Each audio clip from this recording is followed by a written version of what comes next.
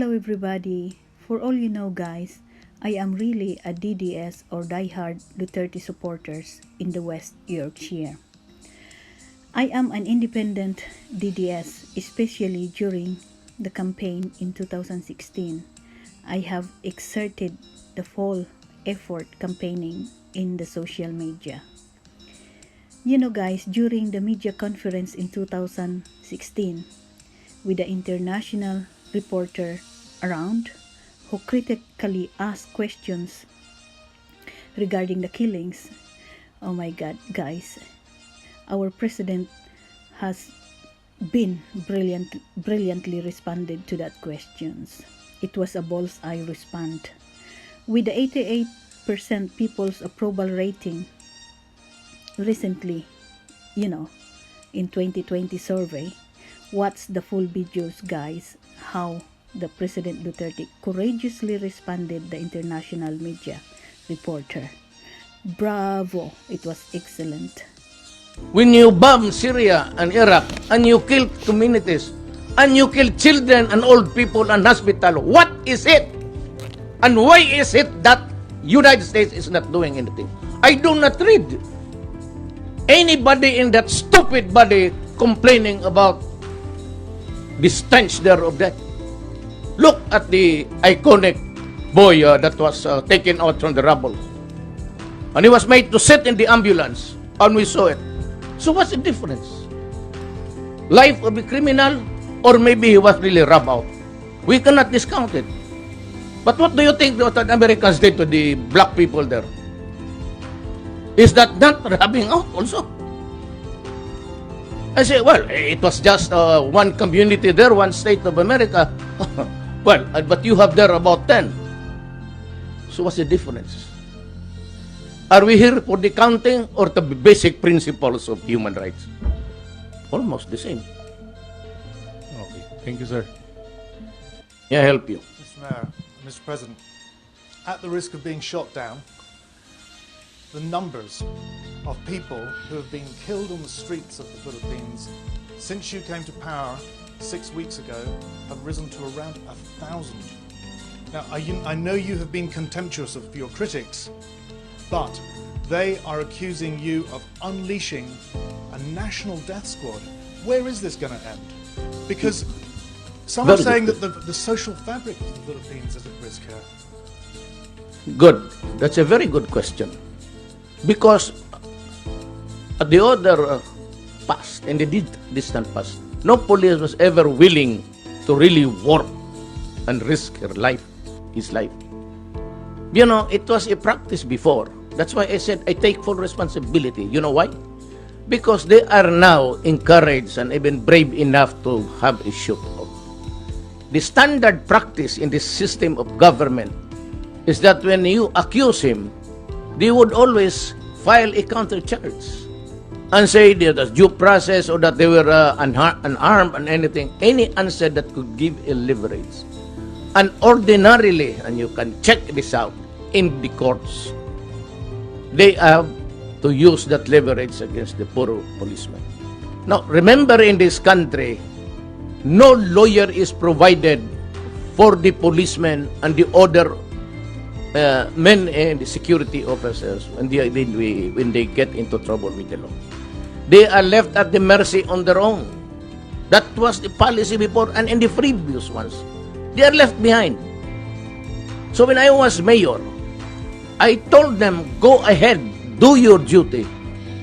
But if you feel that you're in carrying out your duty, you will get killed. My God, shoot him first.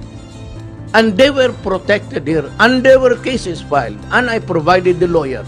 And for the time that they are suspended, that is why they are afraid. They face charges in court, then at the same time, when they are accused, they lose the job because they are suspended. And for the time that they are suspended, and the hearing of cases can take you to eternity, as low as it can ever be, the family is not without food. With respect, sir, you as a lawyer know Yes. better than any of us how important this principle of innocent until proved Well, guilty is. Look, Padilla said 2 years ago, There are 3 million addicts in this country.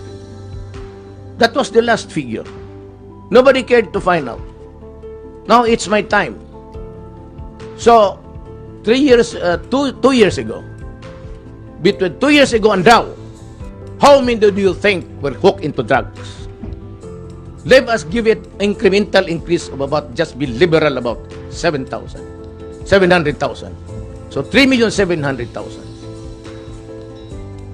And the confirmed 600,000 now was surrendered and took the test for drug addiction. How do you call it? Just a problem?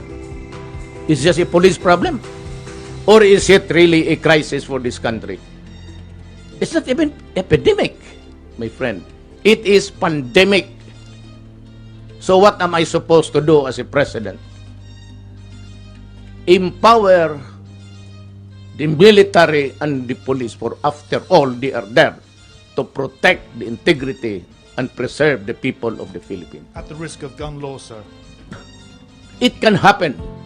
It happens in America. They're shooting the blacks there. It shows on TV. It shows on TV. What's the difference between America and the Philippines? Nothing. So what is surprising here is surprising to us. We see policemen, they're shooting a black guy there. How many times had it happened in the past? That's why you have the violent demonstration. So, would it surprise you and me? Almost the same. 1 case only, 3 cases. So what? It involves the same principle. Say, for every 1 black there dead, you have about 5 here. And so, does it make this world more livable because there is less killing? When you shoot a black there dead, what is that? Is that not appalling? When you bomb Syria and Iraq and you kill communities and you kill children and old people and hospital, what is it? And why is it that United States is not doing anything? I do not read anybody in that stupid body complaining about the stench there of that. Look at the iconic boy that was taken out from the rubble. And he was made to sit in the ambulance, and we saw it. So what's the difference? Life of a criminal, or maybe he was really robbed out. We cannot discount it. But what do you think that Americans did to the black people there? Is that not robbing out also? I say, well, it was just one community there, one state of America. Well, but you have there about 10. So what's the difference? Are we here for the counting or the basic principles of human rights? Almost the same. Okay. Thank you, sir.